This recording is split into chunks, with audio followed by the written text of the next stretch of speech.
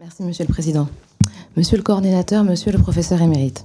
Le siège de l'OMC est basé à Genève et à ce titre, son avenir préoccupe naturellement la communauté internationale qui est implantée, y compris les Français de Suisse que je représente. Le retour du protectionnisme consacré par la politique commerciale de l'administration Trump II repose sur une logique de jeu à somme nulle qui remet en cause les fondements du système élaboré au sortir de la Seconde Guerre mondiale, à savoir le multilatéralisme, l'interdépendance pacifique, le libre-échange et surtout la conviction que la coopération peut bénéficier davantage à tous dès lors que chacun respecte les règles communes. Monsieur Lamy, vous disiez sur la RTS en avril, le rôle de l'OMC aujourd'hui, c'est d'éviter que les bêtises américaines n'amochent l'ensemble du système mondial.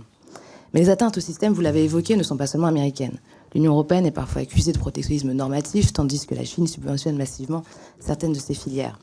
Par ailleurs, rien ne permet de penser, à mon sens, que la rupture américaine avec le multilatéralisme commercial ne soit limitée à Donald Trump.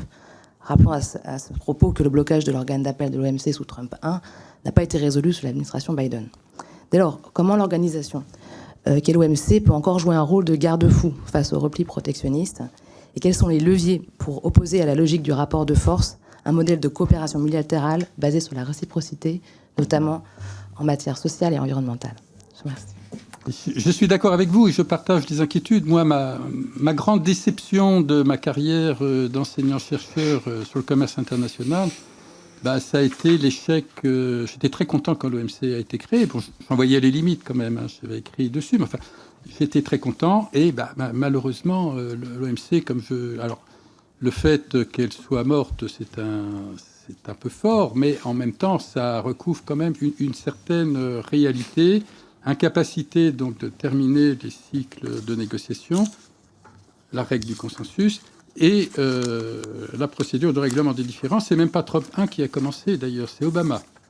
Ce qui montre quand même ce que je disais au début, c'est qu'il y a aux États-Unis quand même toujours ce pays qui a inventé le multilatéralisme moderne ne l'a finalement pas tout le temps, toujours très bien accepté lui-même. Donc oui, alors, sur la question qui était posée, sur la procédure de règlement de différends, si on veut résoudre cela, on peut résoudre cela. C'est-à-dire qu'il y a des critiques justifiées qui ont été faites. On peut améliorer la procédure de règlement de différends si on a la volonté de le faire. Sur la règle du consensus, on sait comment faire pour aboutir sans la règle du consensus. On a les articles du GATT qui permettent de faire adopter un certain nombre de dispositions sans le consensus. Actuellement, c'est ce qui est en train de se passer et de réussir pour un certain nombre, pour des accords. C'était le cas notamment pour la facilitation du commerce. Et c'est le cas en train de se faire, réalisé d'ailleurs, je crois, sur les subventions à la pêche. Bon. Donc on peut avancer si on le veut. Le problème, c'est, même dans les textes actuels qui ne sont pas communs, on peut avancer. Maintenant, les États-Unis ne le veulent pas. Et d'autres, peut-être, ne le veulent pas non plus. Et la Chine a beau jeu de se présenter comme le grand défenseur du multilatéralisme maintenant. On n'est pas obligé de la croire, mais c'est bien ce qu'elle essaye de faire. Non, juste sur 2 points.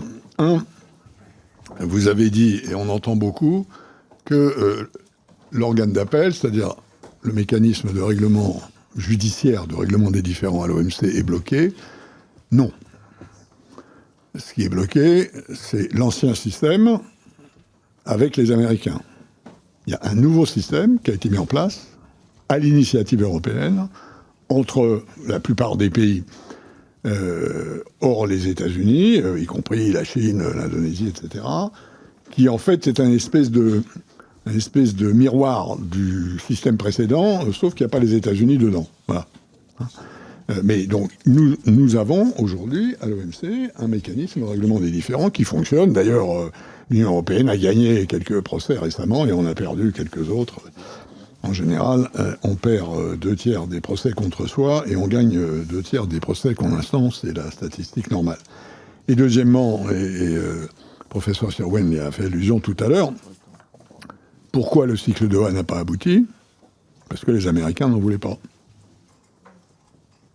Et je sais pourquoi et comment, je vous raconterai un jour, on aura le temps, la nuit